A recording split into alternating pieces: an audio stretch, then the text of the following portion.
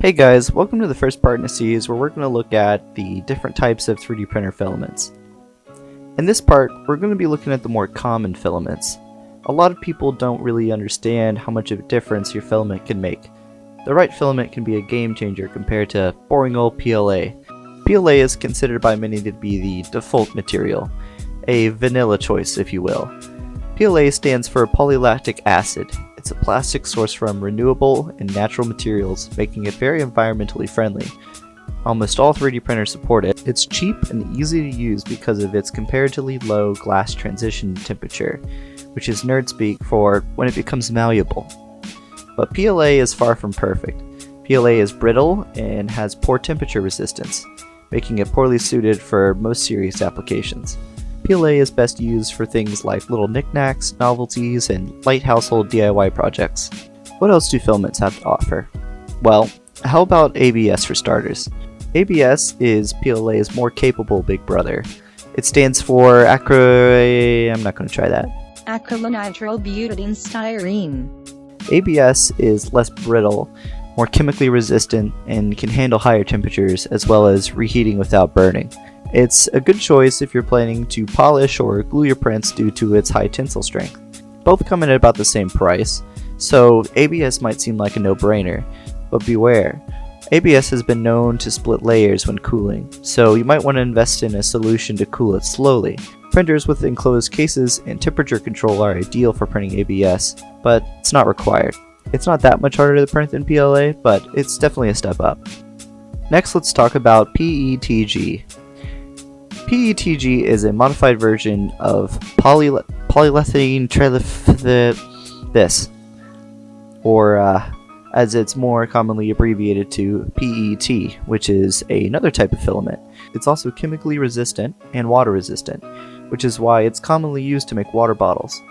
It's also known for its ease of printing, making it a hassle-free alternative to filaments like ABS. However, the smooth, glossy surfaces formed with PETG are prone to wear. It can also produce thin hairs on your prints if you don't have your settings exactly right, and it also has trouble bridging. That being said, at only slightly more expensive, this filament is a great option for projects needing a solid, resistant, and for the most part, easy to use filament. It's less advanced relative PET is very similar, with some noticeable differences. It has a higher working temperature and it's more rigid/brittle. PET is very popular despite this, maybe because it's a bit cheaper. Personally, I prefer PETG, as it's almost a straight upgrade at a small price increase. Now let's talk about nylon. You're probably already familiar with nylon in some way. Nylon is a synthetic polymer known for its durability and flexibility. It's also a very low friction material, so it's great to use to 3D print moving parts. Thin prints are also great with nylon, because instead of the material becoming more brittle and breakable, it will simply become more flexible with nylon. Unfortunately, nylon filament is a pain to store. It absorbs moisture, so it needs to be stored in an airtight container. It also requires higher temperatures for your nozzle and your bed, and is prone to the same warping issues that ABS is. Achieving good adhesion to the bed can also be difficult with nylon. Now let's talk about PVA. PVA is one of the coolest and unique filaments. You see, PLA isn't really a material used to print your object. Rather, it's a dedicated support filament. What makes it really good in comparison to just using PLA or your primary filament for supports is that PLA is water soluble. So when you're making complex parts, or parts with large overhangs or bridging requirements, you can quite literally wash away the excess. This allows for the production of much more complex parts, and solves the bridging weakness in some filaments. Some filaments are also just very unsuited to making their own supports, due to the difficulty of cleaning they can cause, such as sanding and cutting.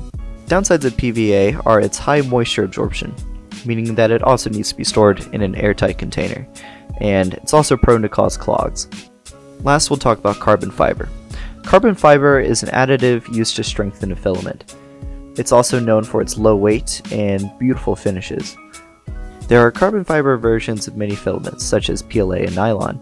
They usually require higher nozzle temperatures and are a bit more expensive, but not excessively.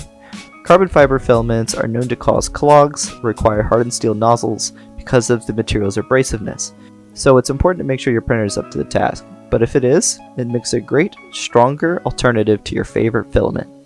Alright, that's it for this video. Stay tuned to part 2, where we'll get into some more advanced types of filaments. Make sure you buy your 3D printers and filaments from density3d.com.